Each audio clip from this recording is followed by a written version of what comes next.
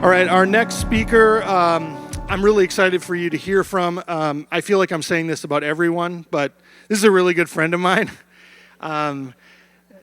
Eric Braun has been, him and his wife Natalie have been members of our redemption community for I think 11 years maybe or so now.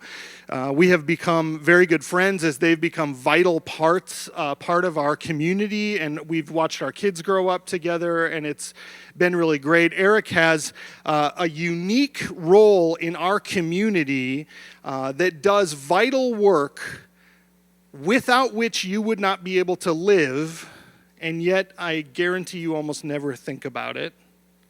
Don't you want to know what he does now? Yeah. All right, Eric, why don't you come up here and tell him. Welcome, Eric Braun.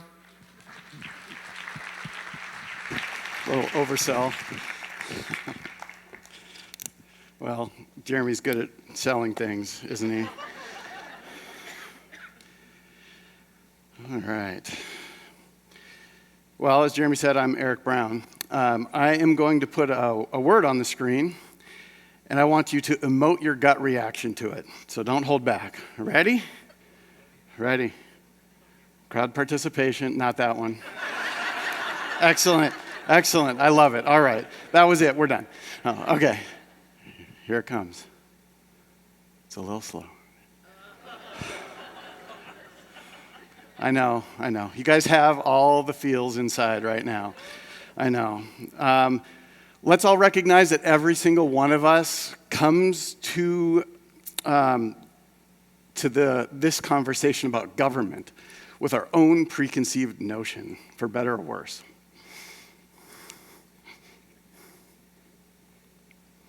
Try to set it aside.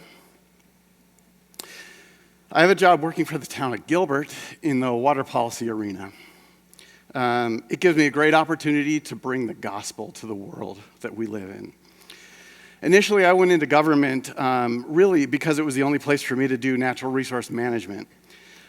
Teaching people about the outdoors, nature, teaching people the wonder of a sequoia tree, or the amazing processes of wildfire in nature.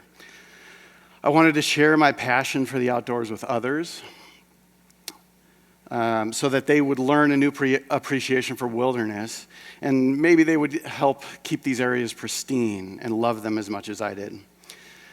Eventually, I used those skills of natural resources and moved to Gilbert in the water conservation field. I learned the water industry and figured out that a vital need for cities is to plan and develop sustainable water supplies. After many years in water conservation, I was able to shift to water policy and water resource planning. So now my day-to-day is focused on ensuring that Gilbert has a reliable water supply, not just for today, but for the next 100 years. And this is the reason that I'm up here today, bringing water to the desert to let it flourish. There's a lot involved in that. And any day I can be meeting with other cities to develop policy positions, sitting in a board meeting with elected officials and advocating those positions to them, presenting to our town council or executive management on policy or programmatic direction I'm proposing. I could be accounting, doing water accounting for where our water was used. I could be developing a new water rate structure or any other myriad things that you probably don't think about at all in your day-to-day, but that have to be done in order for us to have a reliable water supply. By the way, that's the foundation of any economic development anywhere, but especially in the desert. The I got mine mentality of our culture is epidemic, especially in water. Think about the homeowner who blatantly overwaters their yard to the point of aquatic life being visible in their yard, while the neighbor a few houses down is just laboring to reuse the storm water collected from the last rain. Or consider that the average person in Gilbert uses nearly 200 gallons of water per day.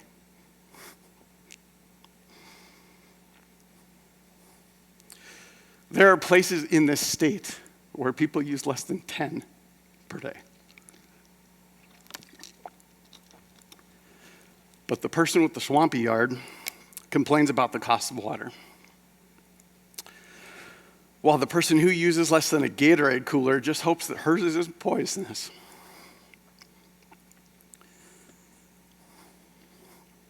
This incredible disparity is absolutely a result of sin in our world.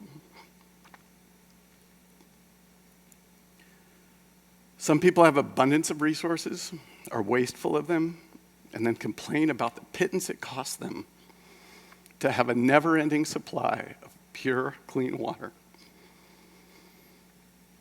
while others suffer and go without.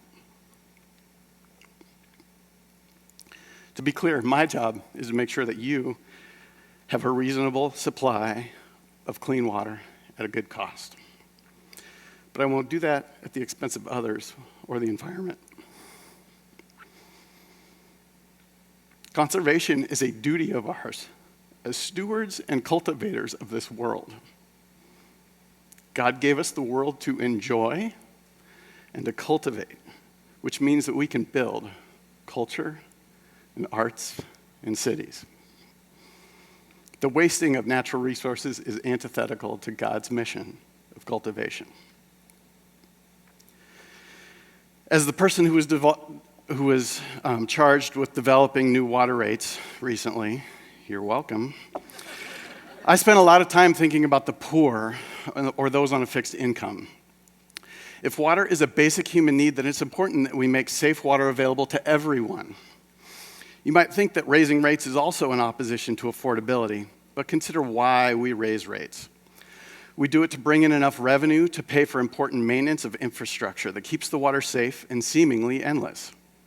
It might be cheaper in the short run to not do maintenance, but when you do that, you eventually have to replace things at a higher cost. Or worse, you end up poisoning the water like in Flint. Running an efficient ship is a matter of fairness and justice for those who can scarcely afford more costs. Because when the water is poisoned, the only people that won't be affected are the ones who can afford to leave. And that brings me back to rate design. We were careful to consider the needs of the least of these and to make sure that they were able to afford basic needs water while also making sure that they're protected with safe water. Rates were designed with conservation in mind as well. So if you use more, you're going to pay a lot more. And this helps push forward with cultivation while also sending the signal that wasting resources is not acceptable. Now, going back to that person who uses 10 gallons per day, I mentioned earlier, this happens in our own state. There are people who are in such poverty in our state that they don't have running water or sewer service. This is often the result of putting Native people into reservations and then depriving them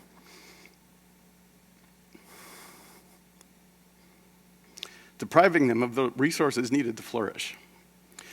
Most of the Native people in this state were farmers before settlers came and dammed the rivers upstream of them.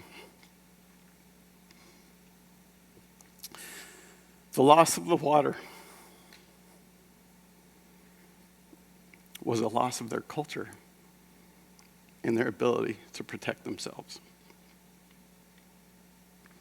Understanding this has really changed the way I think about them.